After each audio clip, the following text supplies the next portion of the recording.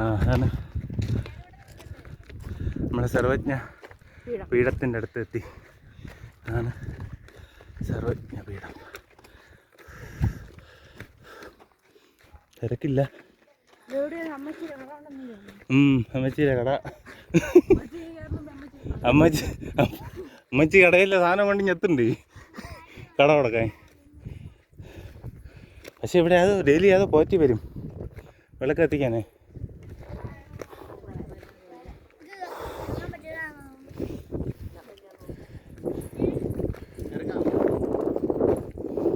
ഇവിടെ ചെരുപ്പൂരിയുടെ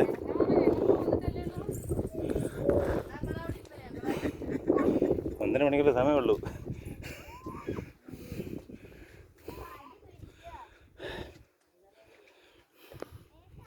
സർവജ്ഞപീഠം.